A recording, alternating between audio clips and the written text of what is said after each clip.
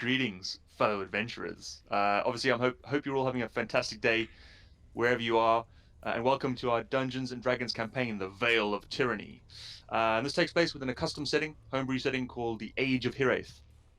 Just to sort of introduce people, let's go around the virtual tabletop and say hello. I will start. My name is Gus, and I have the privilege of DMing this evening. So maybe go around and sort of tell people our names, our characters' names, so their race and class. And should we kick it off with Mr. Jeff? Hi, I'm Jeff, and I play as Breaker in real life and in role playing. It seems break streams. Breaker is a tiefling barbarian, an urban barbarian. Go Kelly. Hi, I'm Kelly. I play Evelyn Adair, prefers Adair. She is a druid dwarf. Yeah. Rob? So my name is Rob. I play a human warlock called Aquilus Yuey. Oh, did we lose Dylan? No, there he is. There he is.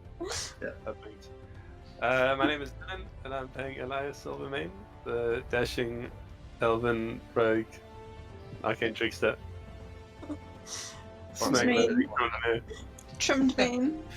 Yeah, trimmed beard. This version. Yeah, before we kick this thing off, I just want to say like a massive thanks, obviously, to everybody being here, but especially big thanks to the guy on my screen that's in the bottom right with the fancy colors and stuff, Mr. Jeff. He's been doing all of our audio, video stuff, and like the graphics and the transitions and all that. So massive thanks to him. I think it looks really good. Thanks. So yeah, so massive. Even though I missed it, but yeah. Okay, it's all good, man. It's all good. Like second time streaming, right? So, one of the things that we like to do, we did this on the first stream, is to sort of decide on our roles. We've got 4 roles which we like to assign to players, and those are the Vault Master, who is responsible for tracking the sort of shared party wealth and paying the bills. There is the Quartermaster, who tracks the shared party supplies and gear. There is the Beast Master, who tracks the party kills and trophies. And finally, there is the Journey Master, who keeps the adventure log and does any sort of mapping that's required. So what did you guys decide for that? Who would like to do what? I'm doing the Journey Master. Or I am the Journey Master, or whatever. Yeah, and so Yuey is doing the Quartermaster. So he's looking after or tracking the party's any items that we find and any equipment that we have as well. As the party rogue, I believe Elias is the most qualified to be the Vault Master. I'll carry that heavy burden. Every time. Very, very trustworthy. Breaker will be the Beastmaster, keeper of the trinkets. Perfect. Can't see if you like cut pieces of other player characters. So awesome. Just for a quick recap, like I wanted to ask you guys, like, what happened according to your characters in the previous session? So according to Breaker, Adair, Yuey, and Elias, what actually happened? What went on in the last session? Just to do a recap. Breaker's pressing on in search of the imp who insulted him. He met a couple of characters, but was nonplussed by their appearance. Adair was thrown down a well, puked on, almost taken over by a gross worm thing, and met some untrustworthy players. So she's having a great time. So Yuey had quite the traumatizing day. So he was arrested by some silver masked guards, and they told him that that Valerius sends his regards. So Valerius was a good friend of Yuey's. So there's apparently been some betrayal. He was then stripped of his equipment and thrown down the same sewer as Adair, where he then met up with Breaker and Elias, and has been trying to find his way out since then. And Elias is glad that the party managed to get to Yuey and Adair in time, and he thinks that if there's a chance that they have the same enemies, that these two might make good allies, and he's grateful to have the help in the sewers, which have not been kind to Breaker and Elias. Awesome. Sounds good. So, you're currently in the sewers below the city of Ruperton. The concerns and intrigue of the city above now seem distant.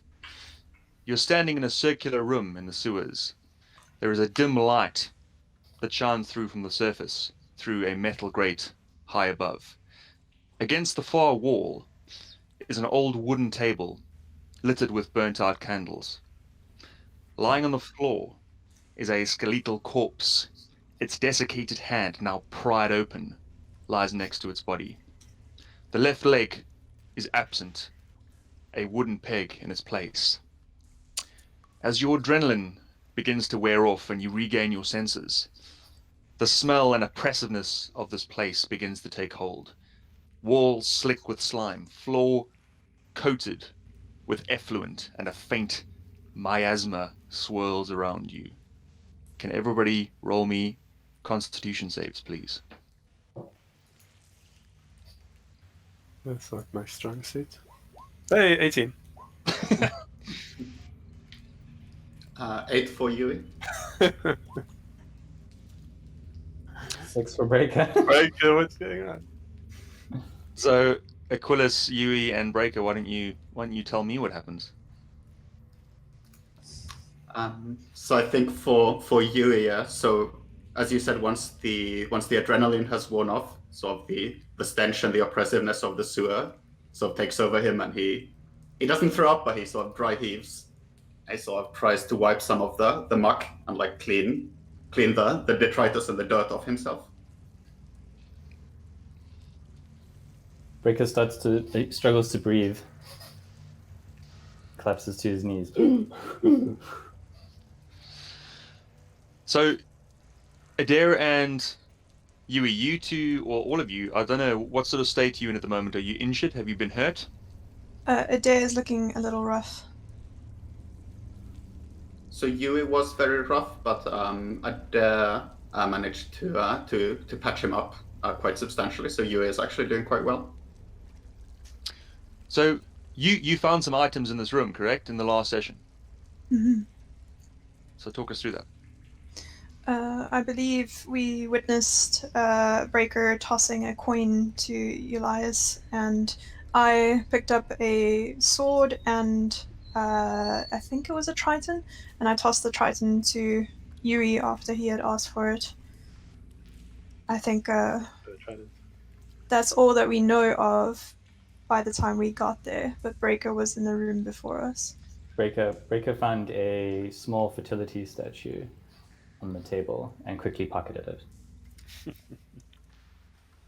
Okay, so you nicked that small stone statue that was on the table, right? So Adair, you said you picked up a sword, right? Yes. Okay, so Don't curse it. can you, Yuey, can you roll me an Arcana, please? Yep. Who else is gifted in the ways of magic? Adair, is your character quite? I Yeah, mean, your class is it's more in right? nature, but yeah. Breaker knows a few things about Arcana. Seriously? Okay, Amanda, give me a roll. About Arcana? Give me a roll. I was telling you about magic, don't you remember? Oh yeah, I remember that. So Yuey rolled a Ooh. 30. Fantastic. Anybody else rolling? Is Elias rolling as well? Did he say or not? Elias As well. is not comfortable with the idea of magic. He did not study this or learn it, so he doesn't Okay. know anything about it. So, Yuey and Adair, you think these items that you found, you're not 100% sure, but you think that there's something certainly unusual about them. They don't seem quite normal. There's some sort of like rippling energy that you're getting a sense of with these items that you found in this room. Is So it positive or negative? So can Yuey actually ask Adair if he can have the sword and trident? He would like to investigate them for magical properties. Just ask. Right now? Yes. Are you Yeah, going right now. Sure. Go for it. So Yuey says that I might have a spell that could help us identify these items to understand their properties. I do too, though. I can also detect Okay. magic. So I will do the same thing on mine. So you're gonna try and identify the sword, right, Adair, and then you're gonna try and identify this trident. Is that correct? The Yeah. magic Okay. that we sense on them, not what they're. Okay, so talk me through that. What do you need to do? So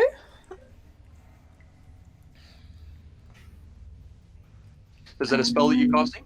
yes, Detect yes. magic? So I just want to quickly. I'm going to cast a spell to detect magic. Actually, then again, I don't actually care. I mean, I'm probably not going to use this thing. I'll find out later. To be honest, Yuey, if you're that interested, do you want to try and cast it on both of them at the same time? I will roll. Is identify a cantrip? I can give you some guidance. I literally can cast a cantrip for you. No, it's a proper spell. That's why I'm not inclined to do it right now. Yeah, level 1 So actually, divination. So I've got a question, I guess, for the DM. So to what extent do we require materials for spells? Like, you require materials as per the definition of the spell. So if a spell says you require materials, you will require materials. So I suppose for detect magic, it requires visual and somatic, and that's all, right? It's a level 1 divination. It requires a pearl with 100 gold pieces. Yeah, so I have identified that requires a pearl, an owl feather as well. It's actually something that you want to cast as a ritual, I think. Yeah. I can't because I don't have the materials. the I can cast it without that.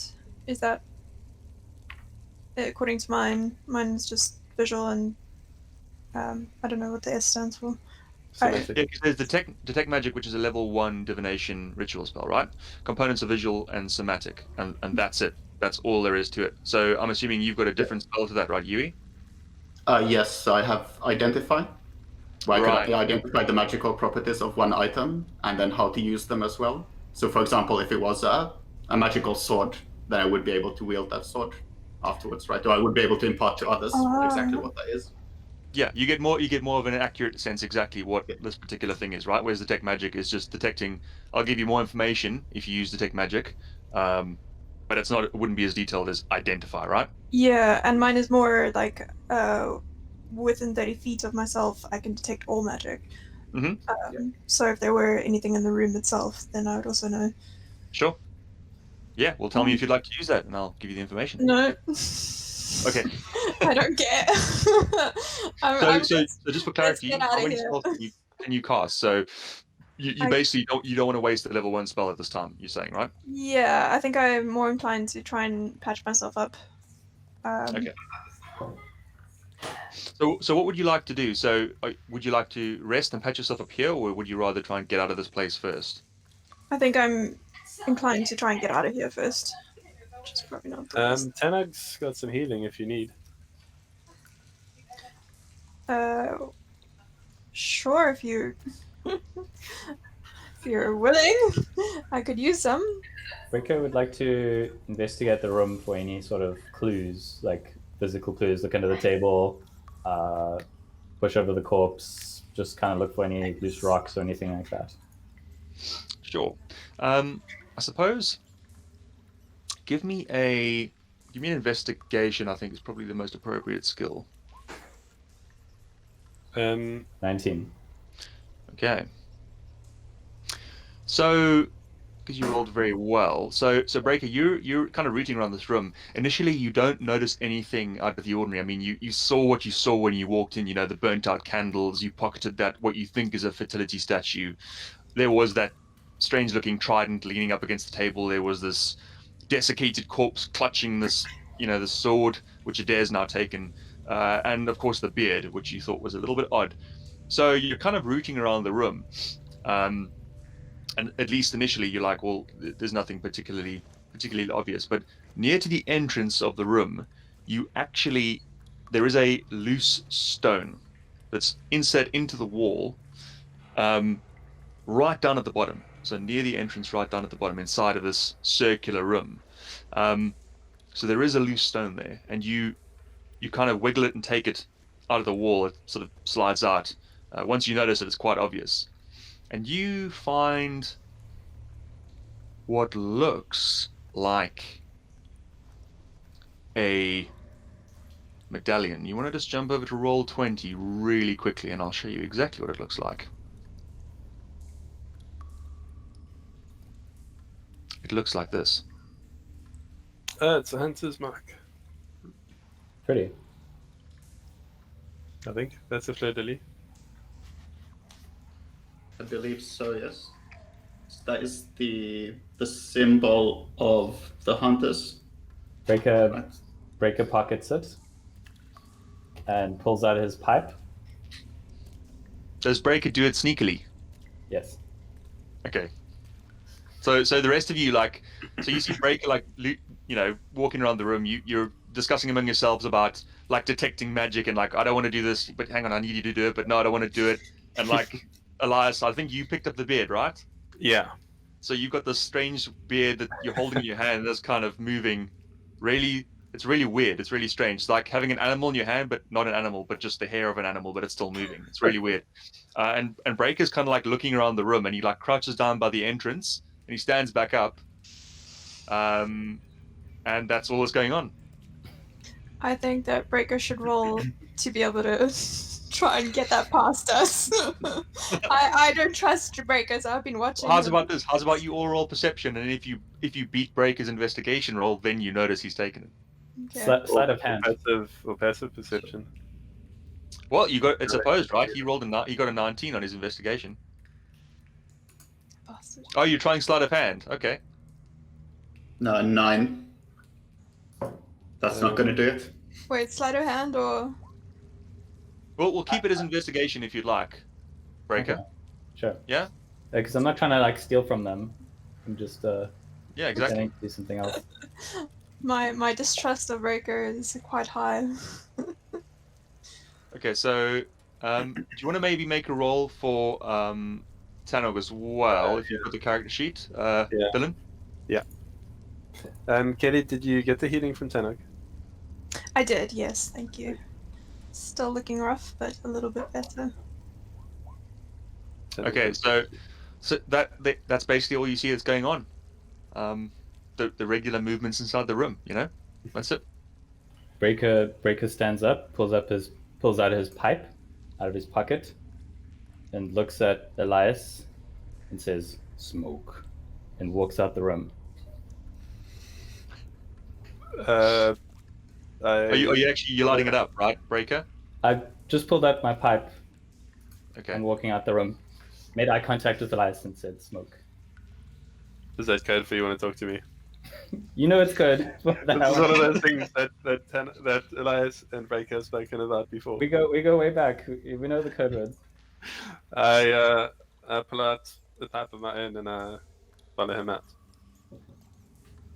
I look at Yuey and sort of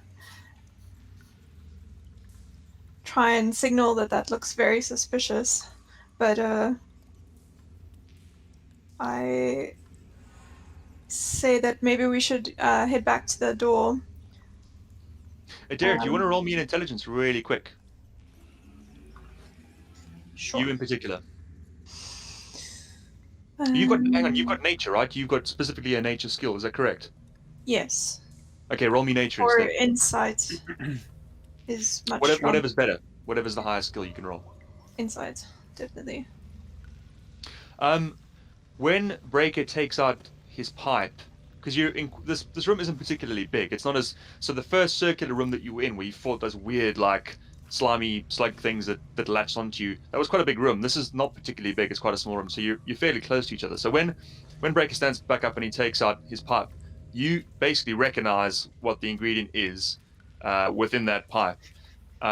Because of your background, so you're used to dealing with herbs and plants and what have you.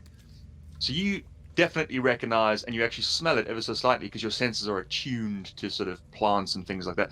You know that what is within that pipe is something called rubrum, which is a narcotic. I mean, it doesn't change anything for me. Kind of suspected that from the That start. adds on to the suspicion. I mean, what kind of lowlives would be like running around the sewers? Just to be clear, that is not what is in Elias's pipe. He's smoking good old-fashioned pipe weed from the Shire. Okay. Or good 2 rivers to back if you read Wheel of Time. So, what was that? so- what was that so, mean? Rubrum, I think. Rubrum. Yeah. So I turn to Yuey and say, do you know what Rubrum is? Yeah.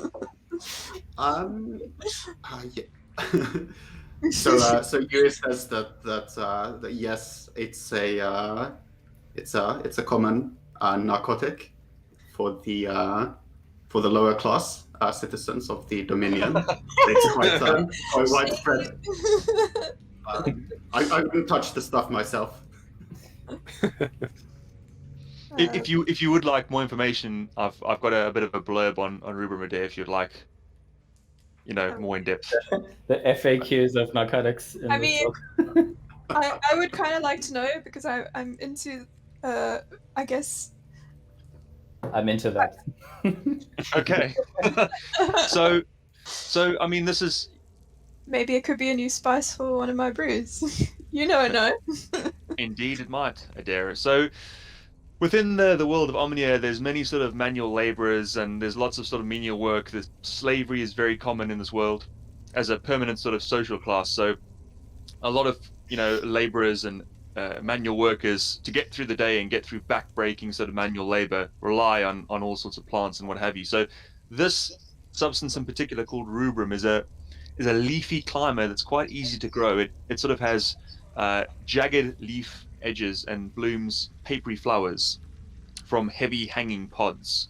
The leaves can be ingested or its sap harvested, and can be eaten or smoked or brewed into a tea, indeed. Hey. So that is what you know about this particular plant. Can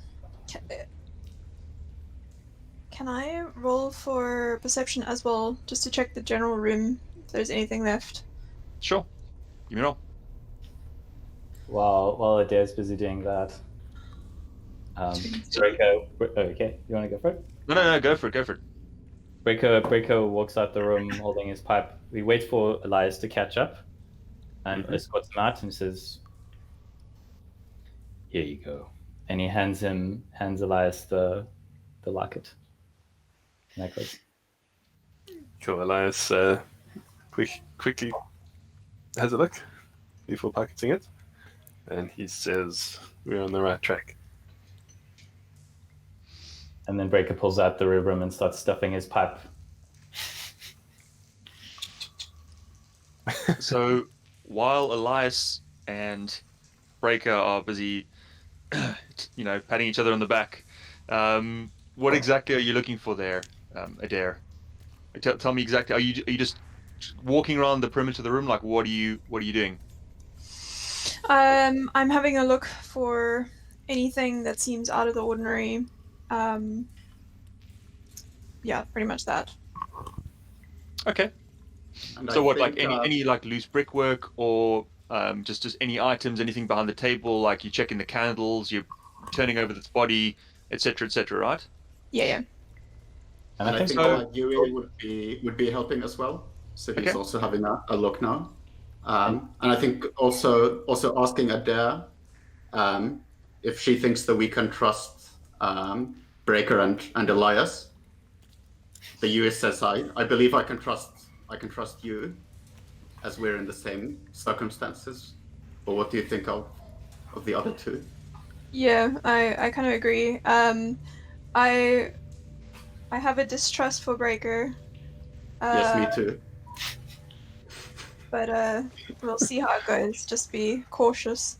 And I This is suspect that he might be withholding information from us. This is exactly why society hates Breaker. You guys just put him in a box. Well, you are with all the You're information. dodgy as fuck. Don't even lie. Your actions Yeah. speak loudly. Let's keep an eye on the big one. Yeah. So So at this point, you've left the room, right, Breaker and Elias? You're like walking out of the room. Yeah, Tanog is still in there though. He's just Okay. doing his thing. Hi, Tanog! Tanog, yeah, he's very quiet. Tanog is leaning up against the wall with his arms So folded, you can't tell anyone else. monitoring the situation intently.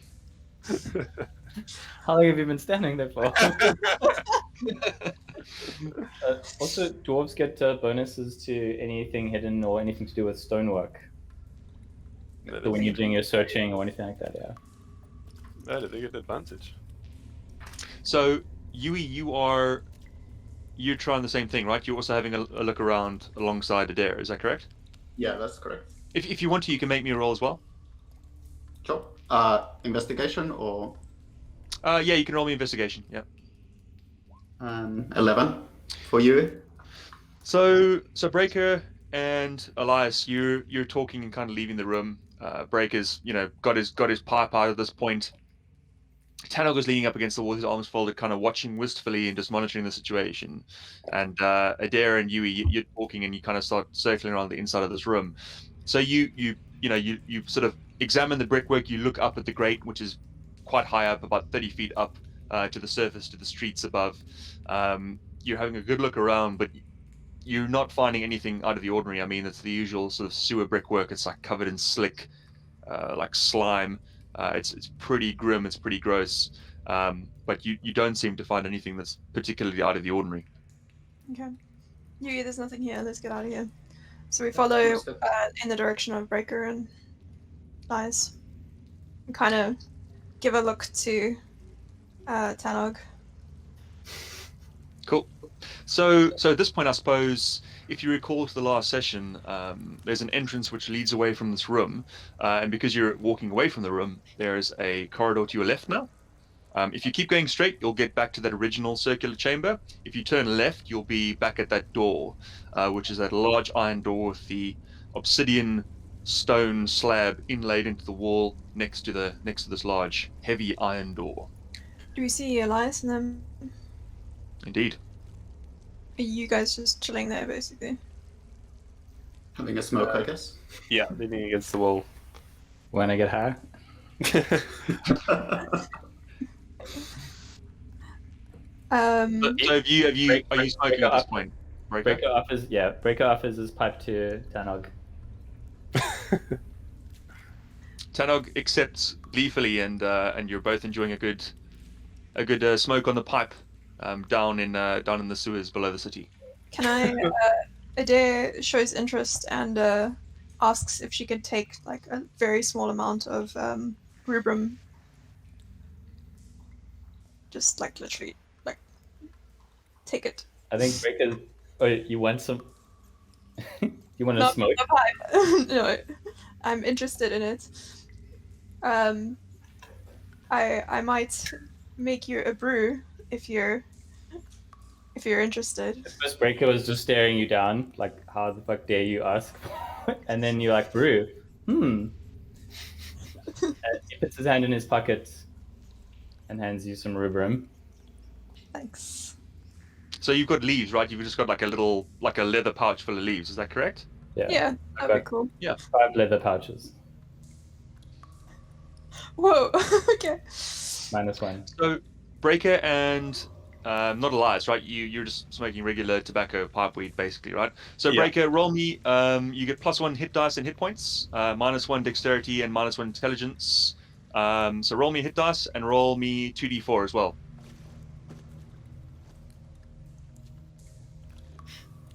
You guys. So you're getting +11 temporary hit points, Wow, damn. and then -1 dexterity and -1 intelligence. What is the 2d4 for? That's how long it's gonna last for. So for the next 5 hours, you sort of feel like a feeling of warmth. You know, you're standing there smoking, enjoying yourself. You know, like if anybody smoked cigarettes or whatever, you get that sort of nicotine type feeling. So you're kind of standing there, you're getting this sort of warm feeling, this sort of flushing feeling, and just, you know, it helps with the stress and anxiety of the situation that you're in now, and it helps with the nausea. So you're feeling really nauseous, kind of not in a good way before, and you're feeling a lot better now. And I'm going to make a roll too.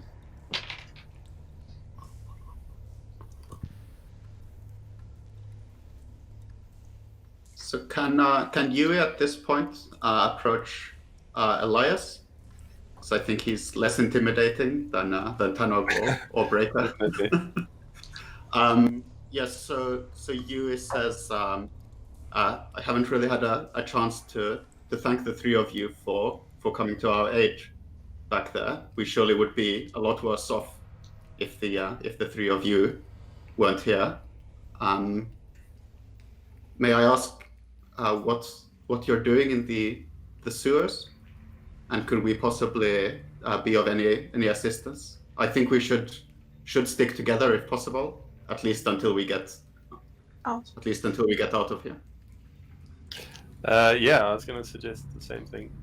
I'm glad you brought it up. And yeah, I'm just glad that we could get there in time. I think we could all help each other out down here. What made you to be here? We are looking for a group of soldiers. In the sewers? I'm not sure if Elias trusts these two.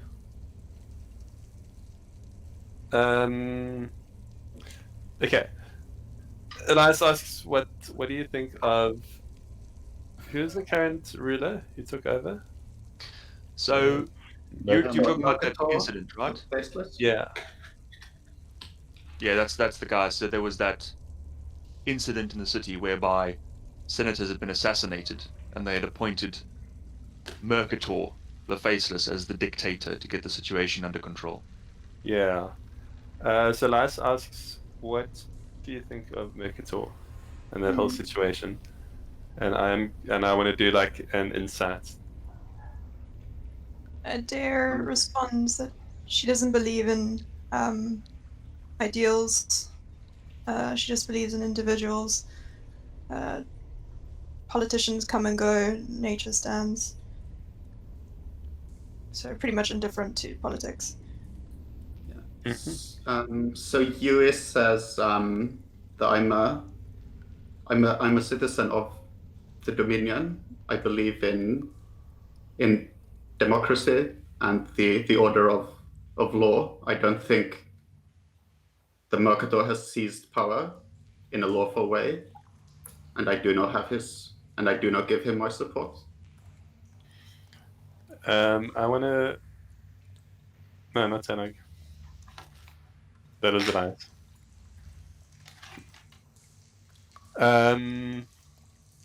Okay. We're looking for a group of soldiers called the Hunters. They were a. What would they be? Like a corps within the army? So, yeah, what you know of the Hunters, so there's the military force of the Dominion. They have legions of soldiers that are like citizen legionnaires, and within each legion there is a contingent of units known as the Hunters. They'd be really a company in terms of size and numbers, and their task is to hunt down monsters, essentially. So any incidents where the Legion is going, or in the local vicinity where a Legion is camped, or when the Legion is having downtime and there are issues with monsters that regular guards and soldiers can't deal with, these units of hunters will go out to help the citizens of the Dominion. Yeah. So we're trying to find the Hunters. They're opposed to Mercator.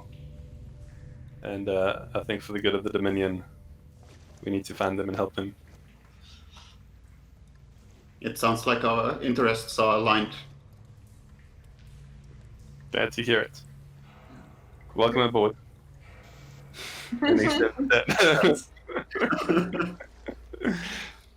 Obviously, you've seen me wield the arcane arts, so you know I'm no longer welcomed in in polite society. So I would be glad to join your group and Same help here. you locate the hunters. Elias holds out his hand and concentrates, and there's a little like sparkle of light in his palm. And he says, "I've been having some issues with magic myself." In what I know how regard? you feel. Is it just like the general vibe? I mean, general views of magic against. Yeah. So magic in this world is like not trusted. It's controlled by like an elite few. I think. Have I got that right, guys? Yes, indeed. So magic is a closely guarded secret. In the history of this world, there was a magical cataclysm known as the Fulmination. So since then, for the last many hundreds of years, magic is kind of most people treat it with revulsion. So if you were to go into any civilized community casting spells, it would potentially have not optimal consequences. Breaker zoned out for that whole conversation while the rubrum was kicking in, and starts to come around and focuses on yapping, and he goes, "Let's get out of here." Sounds good. Adair agrees. So, Which way? just out of interest, quickly, what are your characters' alignments? Because that's something that I've not asked before, and I don't even actually know. So it would be good to know what your alignments are. That's a very good question. Breaker's chaotic neutral. Okay. Elias is also chaotic neutral. So Yuey is lawful neutral. Okay. I think Adair. You're gonna get on great. And so Adair's just neutral. Did you say? Sorry. just straight up. Doesn't True nature. neutral. Yeah, nature. Everything needs to be balanced. Tanog is chaotic good. Okay. So we've got two characters who are chaotic neutral, aka the cop out alignment, the I can do whatever the fuck I want alignment, which is fine. No judgments. So yeah, that's interesting to know. Just wanted to ask that. So It's kind of funny that the most good character in the whole party is the orc, half orc. the NPC, right? What is he? He's a half orc cleric. No, sorry. Blames. His alignment. Oh, chaotic good. Ah. I think Elias might be chaotic good. I think he is more chaotic good. Yeah. I'm gonna retcon that. Sure. I retract my Look, statement from earlier. there's not going to be like it's just out of interest. Like I'm never going to alignment police at all. So it's just more out of interest as a general sort of compass for your character, right? Like there's never going to be any alignment policing, I think, in this game. But so what would you like to do next? Elias wants to go back to that obsidian disc in the wall. Adair agrees. And Do you also think that asks, is Do you think that is where the hunters are hiding out? I think so. And there's one more thing I want to try. Okay. Yuey will follow the group as well. Adair asks whether or not you think the coin will work on the obsidian disc, maybe on the obsidian. Yeah. I think it might. Should we try? Yeah. So you're stepping up to this door. If you recall, the door is heavy iron. There's sort of horizontal bands, two large horizontal bands that run along this iron door that are riveted in place. It looks very sturdy, very heavy. And I think last time you tried to move the door. Is that correct? Yeah. You tried to push it. Yeah. It was like, Yeah. And we tried like some magic on the disc as well to see if it was like opened if you like put a flame to it or something like that. But... So I want to try that coin first. Like press it against the disc. So you're taking the medallion from Breaker. I'm first trying with that coin. Oh, with the Scathic metal, that black metal coin. Yeah. Okay, so you take that coin and you're just holding it up against this obsidian sort of square that's inlaid into the stone. So you do that. You place it on. It's obviously very smooth. It's this obsidian glass which is inlaid into the wall is unusually smooth, almost as if it would be difficult to do with human hands, regular hands, basically. But nothing happens. And then I want to try with the medallion.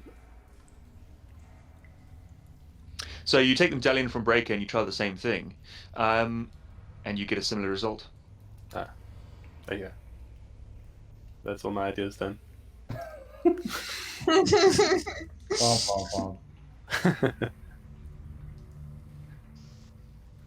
Can I just scratch it before we leave? No. No, I know. I won't, that's not actually what my character would do. That's what Kenny wants to do. Kelly was here. Can I just like lay my hand against it? Try that. Sure. You place your hand against it. Give me a perception, please, Elias.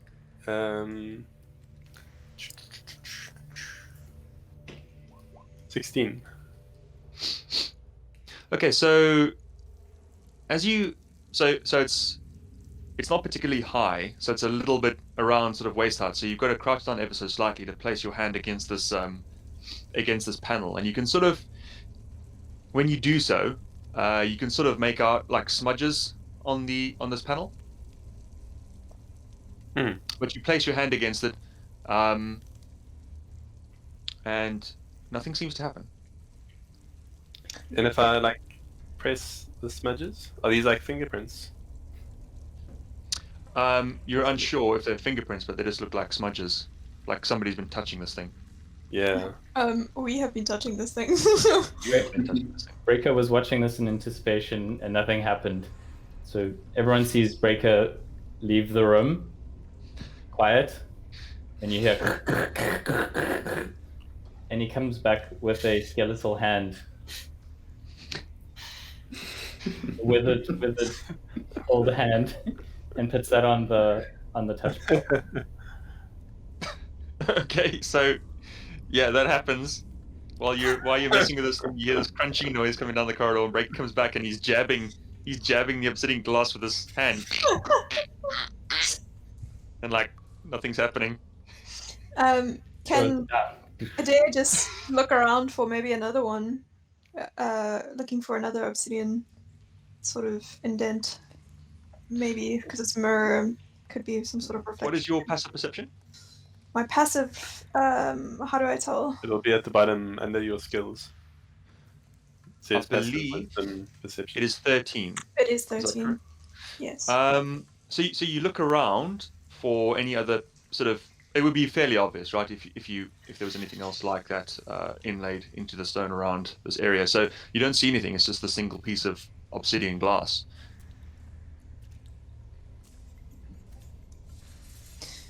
Dun dun dun. Well, there was another pathway off that circular place that we started off in. So maybe we can go down there if everyone has tried enough here. Yeah. Maybe there is something else that we can try. I thought the path to the south from where we entered that like drained into the river. Oh, there was one that had light, right?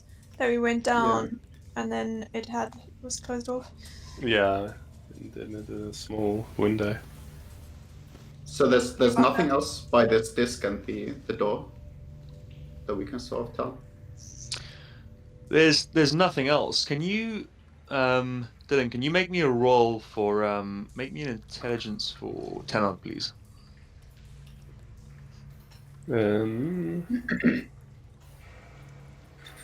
Just straight intelligence. Yeah. Give me 1 second. Let's have a look. Inside. 21. Oh wow! Did you roll a natural 20 there, or No. what did you roll?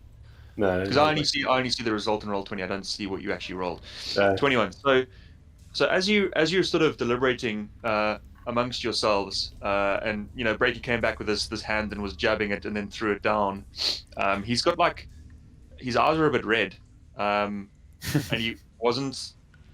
Let's just say he wasn't like accurate with when pressing the hand against this obsidian piece of glass. So this is all kind of going on, and Tanog walks up, and you see him look at this piece of obsidian glass, and it looks like he's trying to sketch, like he's making a symbol on this piece of obsidian glass, because he's like, you see him study it, you think he notices the smudges, and he's trying to like draw a cross, he's trying to do various bits and pieces on this piece of obsidian glass.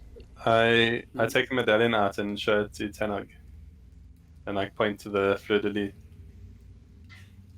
Okay. So you produce a medallion and you show him and point to the symbol. So he kind of draws a C, a backward C, straight line, and then a forward-facing C. Mm. And you hear a click echo down the corridor. Down the corridor, or in the direction of the door.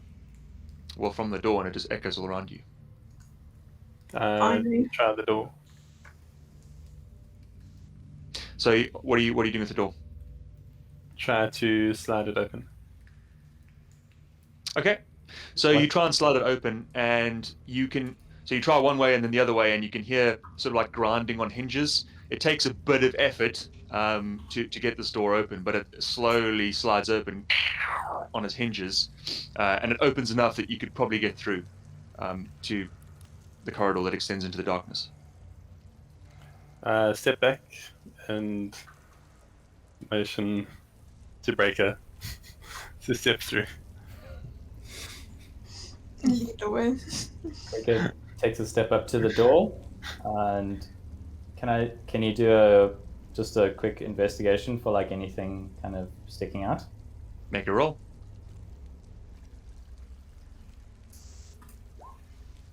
Yeah, it's fine. It's fine.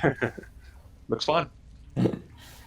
He draws his greatsword and looks forward. So tell me the order in which you're going down this corridor. So Breaker is point man. He's going first. Correct. I'll go second. I think Yuey might go last. He's carrying the trident, holding it sort of unsurely. I'll go before Yuey, but I think Tanog might go with his crew first. Does Yuey still have the torch? Yeah, actually that's true. So he's got the torch in one hand and then kind of holding this big trident in his other. It doesn't look very, very good or very efficient. Okay. So you get yourselves into marching order. Breaker's produced this polished silver two-handed sword. He's going first. The sort of light of the torch is flickering off the dank walls as you move past this iron door and into the darkness beyond. Very shortly after you walk past this door, you get to what looks like a crossed corridor, and the sound of running water sort of gets louder and louder as you get closer to this sort of crossed section of corridor. When you reach this section of corridor, essentially you've got a turning to your right. It extends about 5 feet forward and left as well, and then it just sort of drops down. You've got sort of running water coming from that right-hand corridor and just dropping down into 2 sumps through grates. We could like perception to just smell air channels and sulfur. Make a roll. Give me a perception roll. Sorry, the drop was to the right? That's right, yeah. You've reached basically a cross section. The corridor extends to the right. There's running water coming from that direction. So Breaker, you can. I mean, what is your passive perception, Breaker? 14.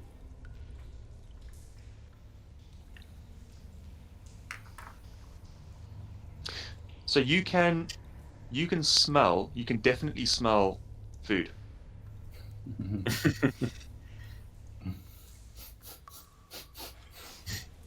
This way. Which direction might I smell it from? Can Breaker walk down one direction, come back, and then walk back, and then try to gauge where it might have smelled? The smell might have come from. It's coming from the right-hand corridor. Give me 1 second. Sure. Dum dum dum. Well, it's like about break time there. Maybe we should take 5 minutes. Sounds good. Yeah, that could be good. Sure. If you'd like to take a break, we can take a quick sort of 5-minute break, and then we can pick it up in 5 minutes. Yeah, let's get back and put a post.